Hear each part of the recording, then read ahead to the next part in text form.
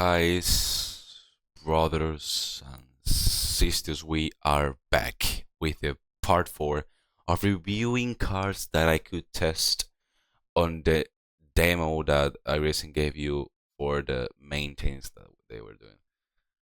Guys, today no, I mean I'm gonna show you guys a lap that I did with the 296, well, several laps that I did with a 296 challenge, a very challenging car, as the name says, and actually a car that no one uses.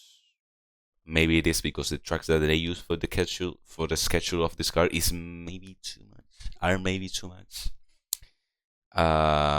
Tricky or not that famous. I will say to use the same three tracks. I mean, the same three laps again. You know what I mean, guys. You know what I mean.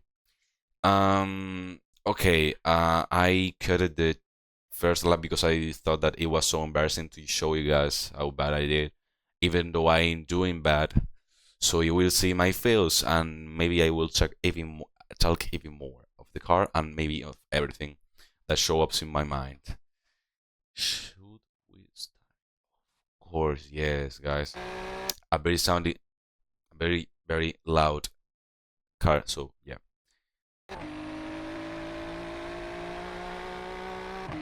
Yep. Maybe I should. Okay, we are better. Okay.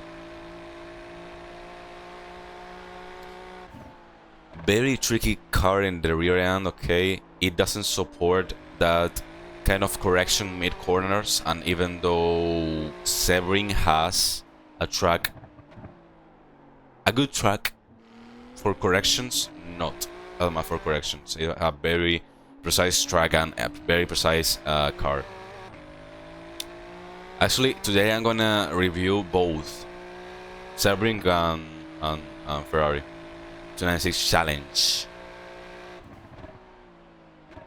I think it was, yes, in this time I did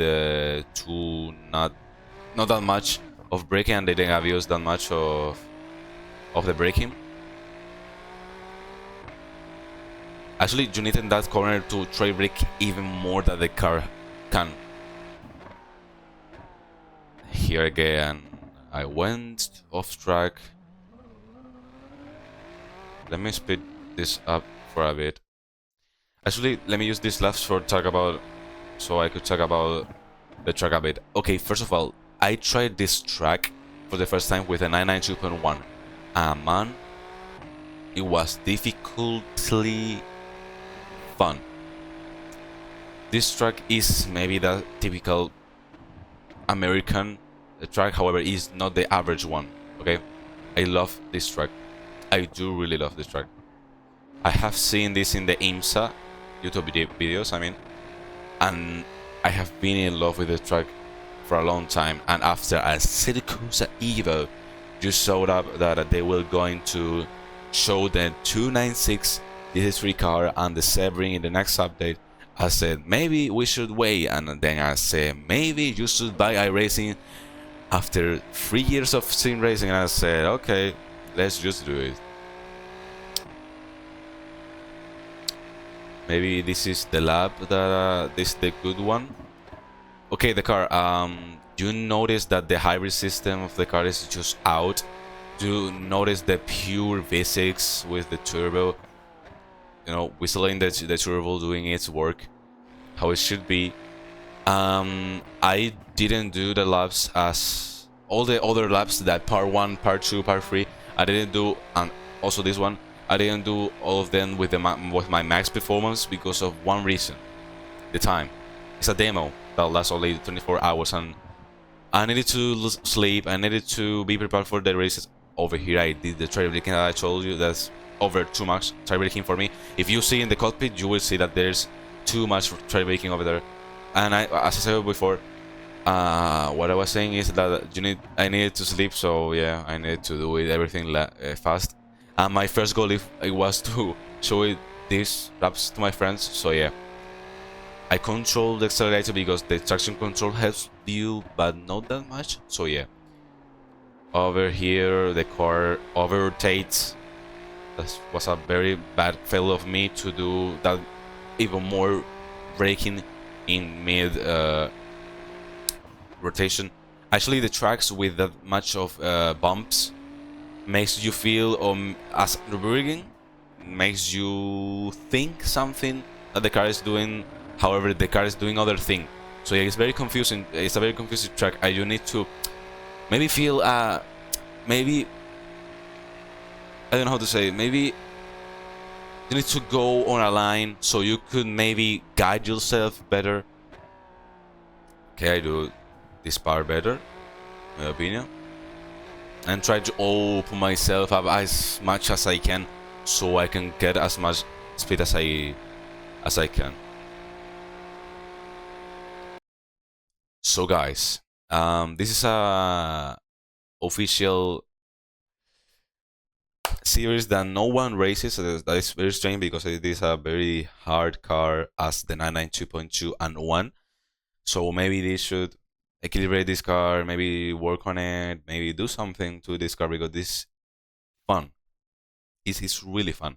However, I have seen 5 people joining the race, 10 people maybe, 6 is the average of people that join these races. So yeah, maybe that these kind of races are really, and I mean really, safety rating and I rating farming.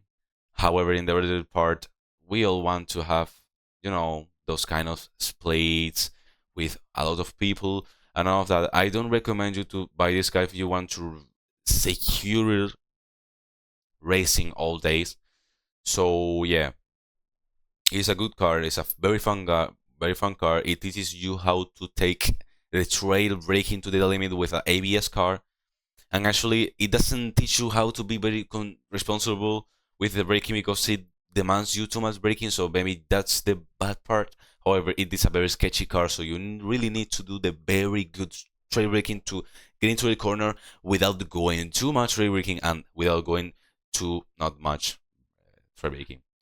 I really like this car, and I will buy it, even though knowing the consequences that will bring to me. Maybe I will buy first the FAR 99P, yeah, I said it right, for 99P, Ferrari, and the 992.2, because they are more used. So yeah, I will prioritize the tracks more than the cars in this next purchase that I'm going to do in this next season 2. Guys, see you on the next time. Be careful. Take place on more races. Being clean. Clean your safety rating. Clean your I rating. Drink water. Be safe riding your car, your motorbike. See you on the next time.